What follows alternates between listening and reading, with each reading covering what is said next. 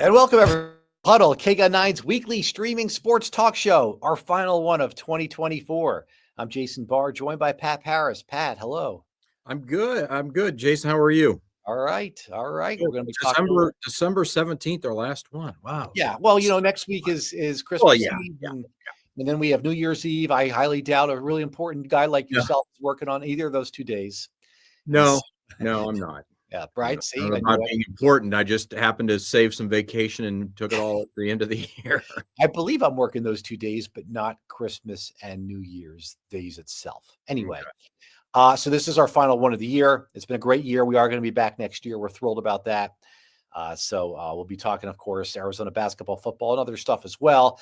Today, we're going to start with Arizona basketball, and Wildcats finding themselves with a 4-5 record. Pat, losing all 5 games to quality opponents, I would Yes, say, and yes. 4-0 against mid-major opponents. It has not been a good season so far, and it leads us to our Huddle poll question, and that would be: what is your take on Arizona basketball's 4-5 record? Remember, Tommy Lloyd hadn't lost a game in November going into this.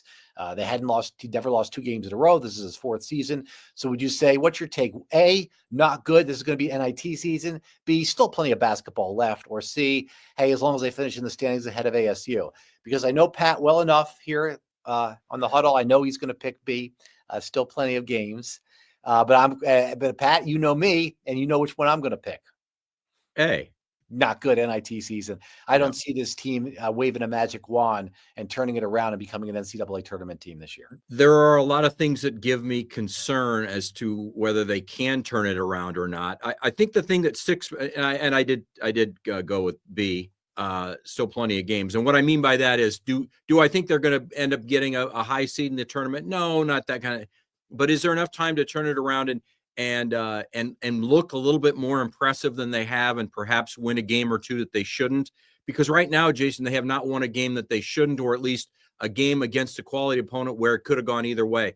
The UCLA game was really the closest, maybe the West Virginia game where they lost in overtime, but that UCLA game they had that in hand, and it just didn't work out. UCLA was stronger down the stretch, and U of A made some mistakes and missed shots, and it didn't work out. I think the thing that stands out to me though really is that they don't have a quality, what you consider a quality win yet. If you look at all the metrics, they're 31 in overall in Ken Palm. That's not bad, although in recent years they've been in the top 5 or top 10 in Ken Palm rankings.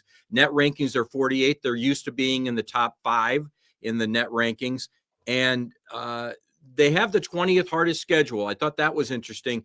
They're the 20th most difficult schedule to this point in the season, and it's only going to get harder with the Big 12 schedule. So maybe that gives you a glimmer of hope as a Wildcat fan. It does me a little bit as well, that when they get into that meat of the schedule, yes, it's a tough schedule, but they have opportunities to win games still. As long as you have opportunities to win games, you have to be at least hopeful. I'm not really looking at the schedule or which conference they're in. I'm looking at how they're playing basketball, and it's not very good. Basically, only one guy's having a good year, and that's Jaden Bradley. Caleb Love is now, he reminds me of a little bit when there was an outfielder for the Diamondbacks, and Ken Kendrick said he was an enigma. I'm skipping my name right now, but he was the one from where we used to work in the Norfolk area. And anyway, Ken Kendrick, the owner, said he's an enigma. That's what Caleb Love is right now. When you go from the Pac-12 Player of the Year to looking like what you're looking like right now, he's got a confidence issue. There's something going on mentally. KJ Lewis has not made that freshman to sophomore jump, I think, that we thought he was going to have.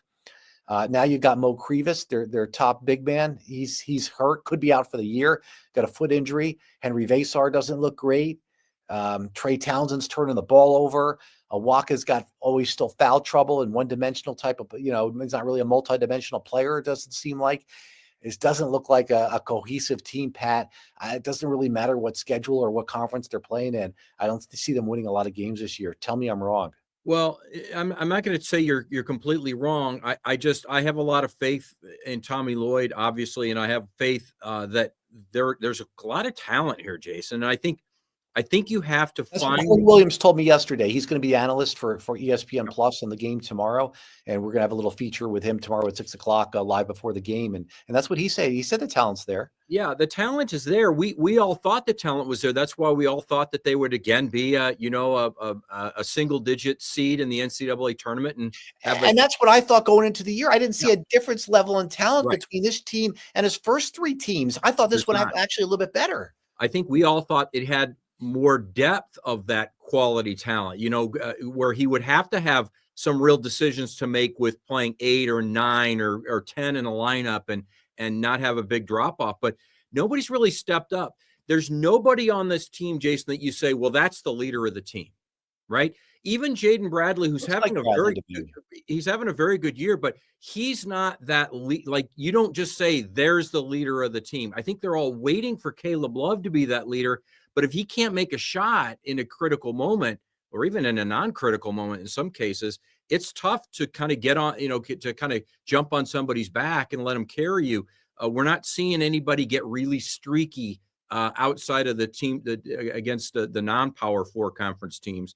And I'm still waiting for, it's a real shame about Mo Krivas with that foot injury that is sidelined, but I'm still waiting for guys like Carter Bryant to just kind of dominate for a stretch where you say, well, he's got to get more minutes and he's got to stay in and get in that starting lineup and stay in that starting lineup. And He started the game that he only played like 9 or 12 minutes. Right. But you got to make an impact. And we look at these stats for Arizona and that's been the MO in these 5 losses against very quality teams is for stretches, they just disappear. They commit turnovers. They miss shots. They break down on defense and leave wide open threes. And, imagine this, UCLA was terrible from behind the arc. So was Arizona in that game. If UCLA hit a couple of their threes, this game wouldn't even have been close. You could say the same for Arizona though, too. If they hit some of their threes, this game isn't close as well. They could have been up by 20 instead of 13. It's just something's off. They've got time to fix it. Will they fix it? I don't know. There's not a lot of things that you point to and say that's how they're going to get better, and that's how but they've got to figure it out because they're too talented to be 4 and 5 at this point. Yeah, the assists and the turnovers are much different than what they were a year ago. We don't see that high-low play that they used with Ballo and other big men before him. And also, Pat, this team finds different ways to lose. Yeah. Whether it's 100 points plus to Wisconsin or only scoring 54 against UCLA and blowing a 13-point lead, turnovers, it could be another game of bad 3-point defense. They just kind of find different ways to lose. And then they don't have any killer instinct. And it just seems like an off year. And, every coach is entitled to an off year. And I get it that it's premature to call it that. And maybe they go on some miraculous run, but without Mo Krivas, I don't see it. I don't see them. I think you got what you got here in the season. And I'm seeing a 19-13 season at best. At best. I agree with that. They do have, they have Samford, then Central Michigan, and then we see the opponents they have. What do those games prove? See, you beat the major team by 35 points. Those games have not helped the Wildcats one bit this year. All it does is help their record. You got to pay the other school to come. And what does it do? It just helps your record. It gives you a couple of guaranteed wins. I take a different look at that. I say you're 4 and 5 and you've lost to 5 quality opponents. You've beaten no quality opponents. So what do you have to do in these next 2 games before the TCU game to begin Big 12 play on December 30th? You've got to find out what works and what doesn't work. And it's not this it's not this track meet kind of game. You'd love to get in a track meet against a Big 12 team, but you're probably not going to. You're not going to be running up and down the court. So you've got to find a half-court offensive set that works and a defensive half-court that works as well. And, yes, I know it's only Samford and it's only Central Michigan, but this is where, in years past, you cut your teeth, you figure out what works, what doesn't work, and then you get ready for the real quality opponents. Not a knock on Tommy Lloyd because they have played a tough schedule under Tommy Lloyd in the preseason, but not this tough. I mean, not necessarily this difficult. And so I think you've got to look at the schedule, Pat. It's not a schedule. I mean, they're 0-5 against those teams. They could have been 2 and 3. or 3-2, we might be looking at it differently. And I think we wouldn't be I think they surprised could if have they been go 2-3. I 3-2. think they could have been 2-3. They could have beaten West Virginia, and they should have beaten UCLA.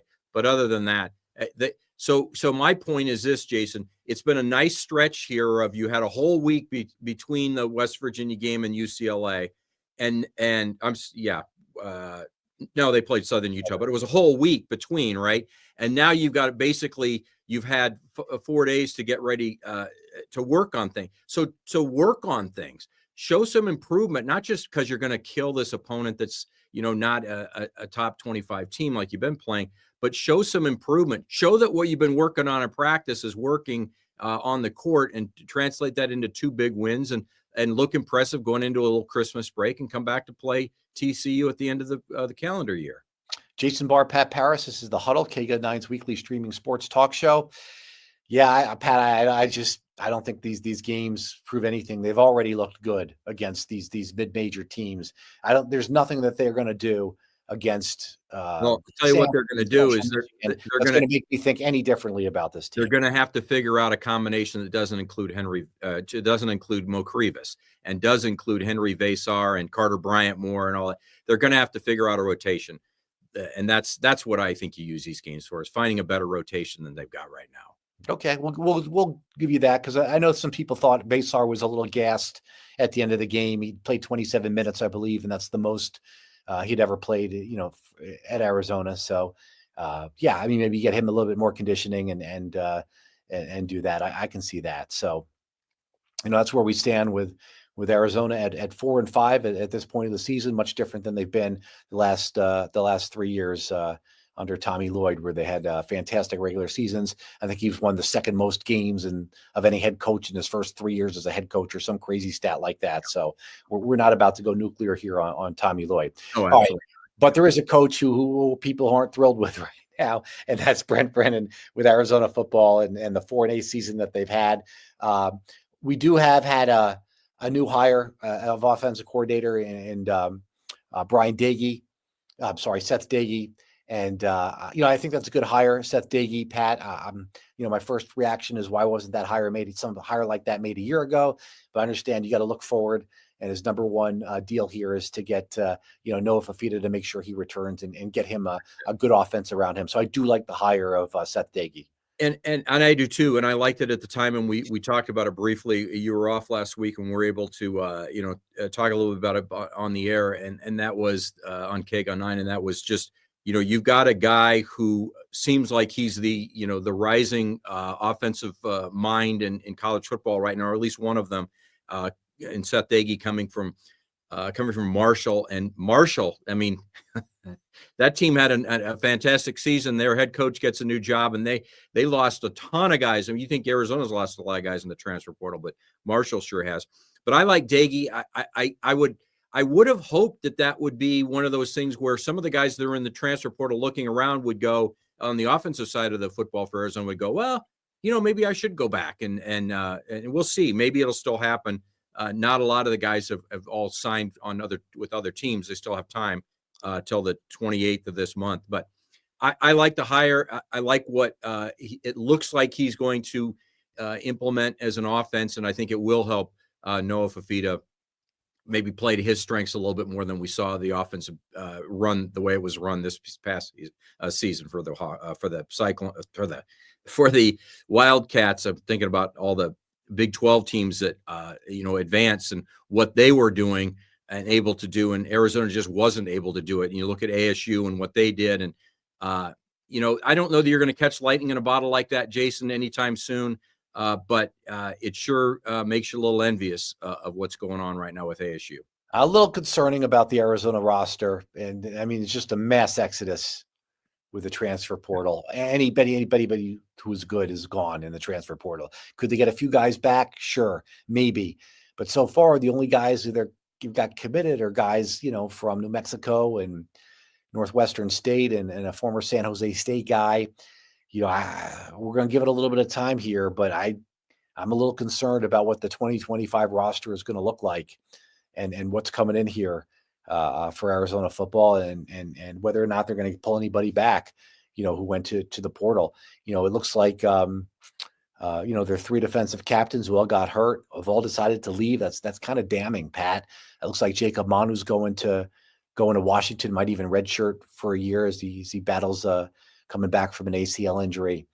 But they need bodies at this point, and they almost need as much quantity as they do quality. And I'm a little concerned about the roster here. And I think, the way we talk about Seth Dagey being, kind of that it guy as far as offense goes, and maybe he'll be able to bring some guys or keep some guys and bring them back out of the portal and stay at Arizona. You wonder if they could just hurry up and get somebody, if Brent Brennan could hire a defensive coordinator that had that kind of that same mojo around him, or that same juice, Pat, who wants the job? I mean, I the agree. situation is you might only be here for a year. Yeah, it's tough. It's tough. I mean, we saw the article in the Arizona Daily Star with the way that Desiree Reed-Francois was talking. Didn't sound like he was getting more than another year. Well, and but so, a guy like Seth Dagey, why does he do it? Well, he does it because it's. well, he needed a job though.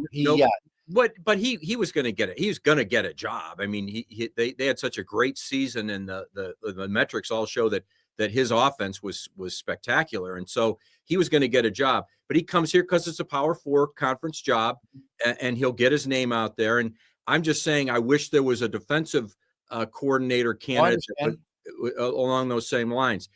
No knock on Danny Gonzalez, who's the linebackers coach that looks like he might be the front runner to get the job here. But does that keep, and I don't know internally, does that keep some of the defensive players here? Do they come back out of the portal and stay at Arizona if he gets named head coach?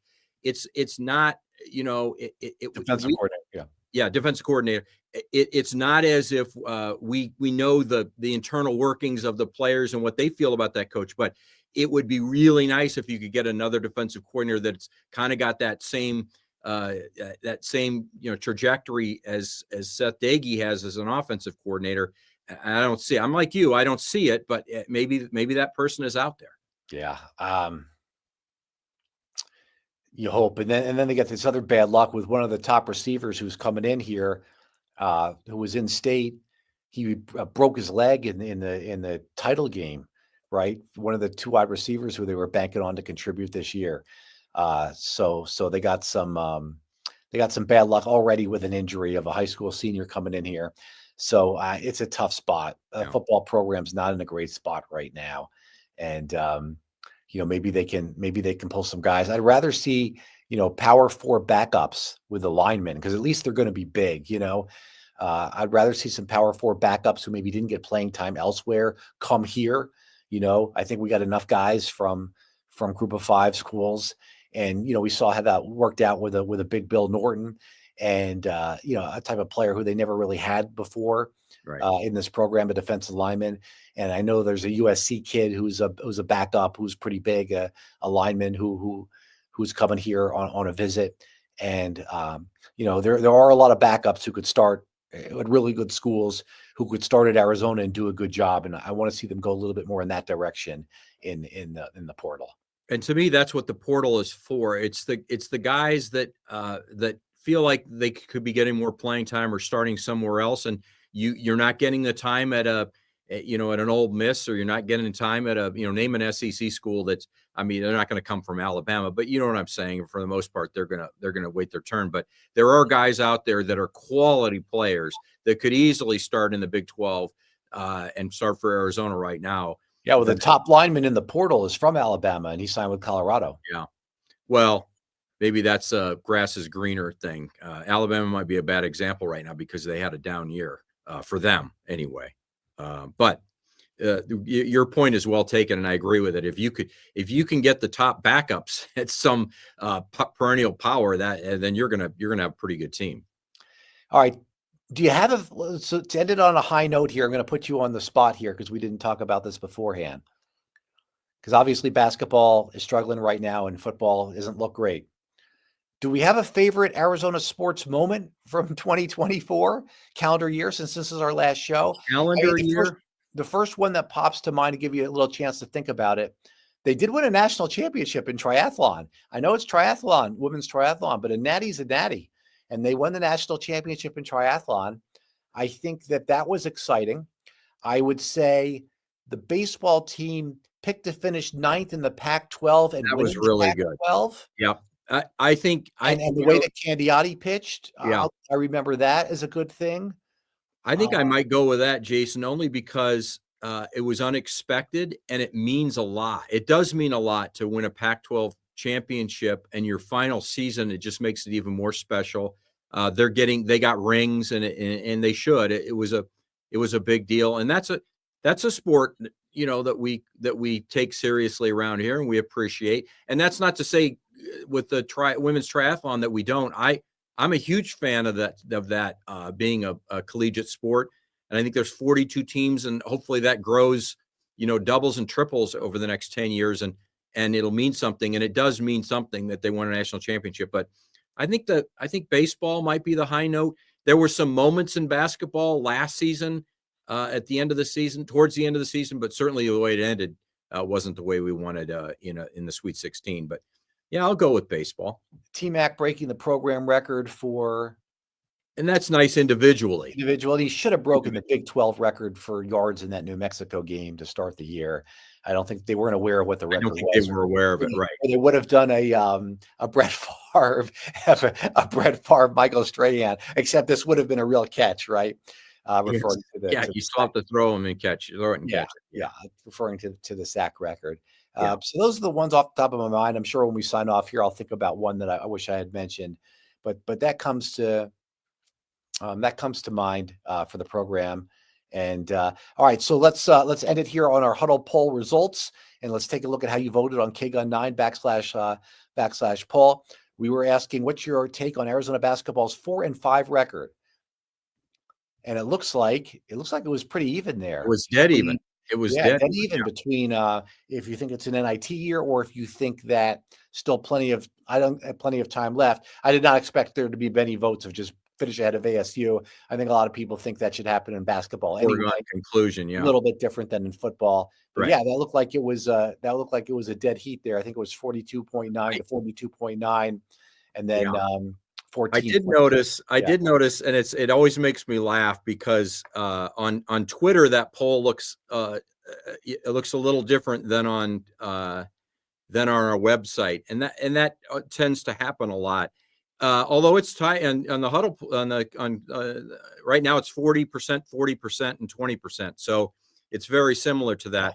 Early on, it was the first one running away with it. I think people are a little more snarky on Twitter than they are on our regular poll question. It's just my own take on that. Yeah, there's some truth to that. All right, so we'll be off the next 2 weeks, and we'll be back the first Tuesday of January, I believe, with a new year on the Huddle. Great to be back, and we're thrilled about it. So thank you very much, everybody, for watching live and on delay. We appreciate it. Have a healthy and a safe holiday season. And for Pat, I'm Jason, and we'll see you next year in 2025. All right.